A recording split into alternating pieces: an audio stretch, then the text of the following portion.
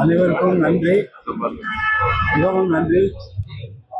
மிகவும் மகிழ்வான இதயத்தோடு, மலர்ந்த முகத்தோடு நீங்கள் என்னை வழி அனுப்பி வைத்தது இந்த நிகழ்ச்சியை வெற்றிகரமாக நடத்த இறைவன் அருள் புரிந்தார். இது சாதாரண விஷயம் இல்லை.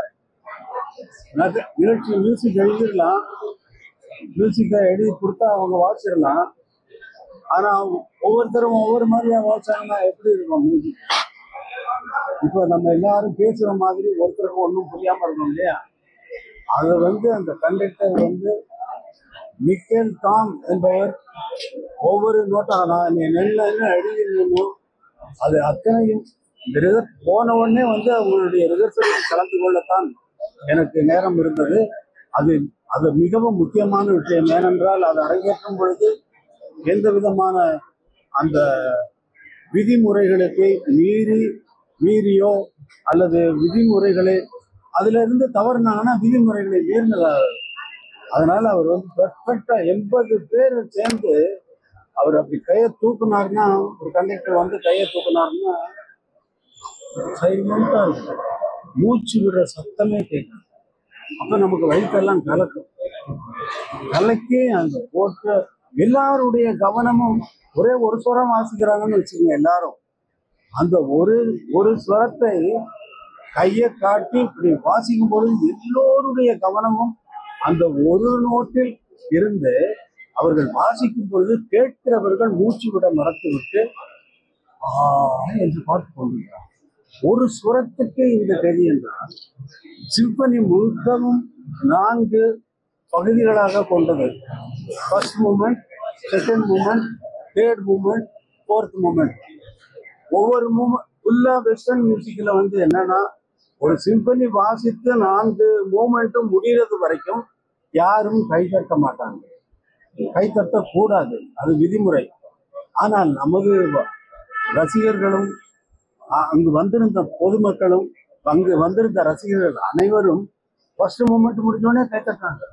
கண்டக்டர் தான் அவங்க வாசிக்கிறவங்களோட தான் ஆச்சரியம். 80 பேர் வாசிக்கிறாங்க, எல்லாருக்கும் ஆச்சரியம். திரும்பி என்ன பாக்குறாங்க, கண்டக்டர் என்ன பார்த்து சிரிக்கிறாரு. அப்படித்தாங்க. அப்படி ஒவ்வொரு மூமெண்ட்டுக்கும் கைத்தட்டி பாராட்டுகளை கொட்டி கொண்டு அவர்களால் தாங்க முடியல. அந்த இசையினுடைய அந்த அமைப்பை கேட்டுவிட்டு அவர்களால் தாங்க முடியவில்லை. இன்னைக்கு அடிச்சா நாளைக்கு அழுவோம். அப்போ ரசிச்சதை நம்ம ஆட்கள் அப்பவே வெளிப்படுத்துறாங்க. அந்த அந்த அந்த நேரத்தில் ரசிப்பதை அவர்கள் அந்த நேரத்தில் அவர்களுடைய மகிழ்ச்சியை எப்படி தெரிவிப்பது? கரகோஷம் கொண்டுதான் தெரிவிக்க முடியும், கரகோஷம் கொண்டு. அது மாதிரி இது எல்லா இசை வல்லுநர்களாலும் பாராட்டப்பட்ட ஒரு சிம்பனி. அது உங்கள் வாழ்த்துக்கள். நீங்கள் வாழ்த்து, மனமாற வாழ்த்து என்னை அழைத்துள்ளீர்கள் அல்லவா? அந்த மகிழ்ச்சி இந்த தமிழ்நாட்டிற்கும் இந்தியாவிற்கும் பெருமை சேர்க்கக்கூடிய ஒரு பெரிய நிகழ்ச்சியாக இது மாற்றம் எடுத்திருப்பது இறைவனுடைய அருளால். முதல்வர் அரசு மரியாதையோடு என்னை வரவேற்றது எனக்கு மிகவும் நெஞ்சத்தை நிறைய வைக்கிறது.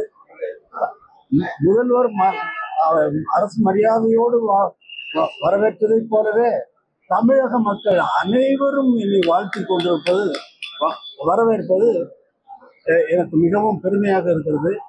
இந்த இசை நிகழ்ச்சியை, இந்த இசையை நீங்கள் டவுன்லோடு செய்து கேட்கக்கூடாது. டவுன்லோடுன்னு சொல்றப்ப மட்டமா நினைக்காதீங்க. என்னன்னா, இதை நேரடியா கேட்கணும். என்னுடைய மக்களை நான் நேரடியா இசைத்து அந்த அந்த அந்த அனுபவத்தை, அது வேற. நீ அங்க உட்காந்து அந்த சைலண்டா அந்த 80 வாத்திய கருவிகளும் அப்படியே கேட்கும். 80 வாத்திய கருவிகள் மற்ற ஒலிப்பதிவுகளில் கேட்குமா? கேட்காது. நான் எவ்வளவோ பாடல்களை ரெக்கார்ட் செய்து கொண்டிருக்கும் பொழுது கூட ஒரு நோட்டு பிசைனாலும் விட மாட்டேன், போட்டு வாங்கி விட்டுருவேன்.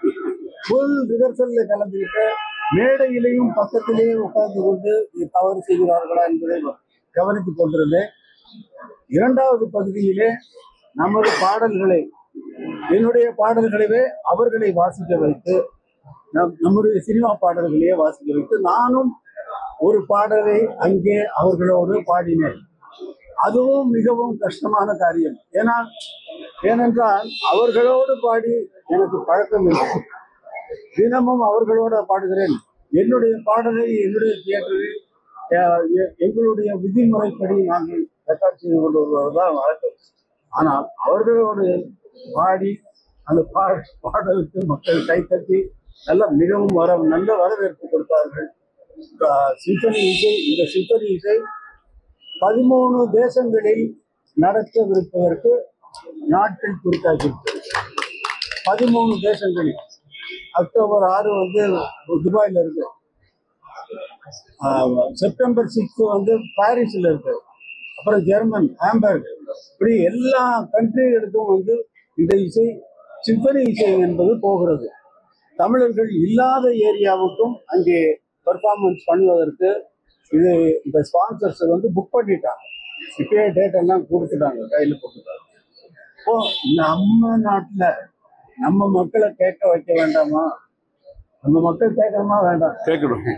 எல்லாம் கேட்கறது வரைக்கும் அமைதியா இருக்கணும்.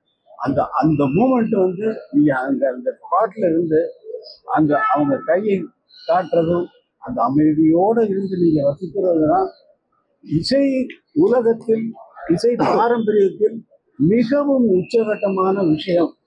அதனால் என்னுடைய மக்களை, என்னுடைய மண்ணில் பிறந்த இந்த மக்களை என் மீது அன்பும் அவ்வளவு அன்பு வச்சிருக்காங்க.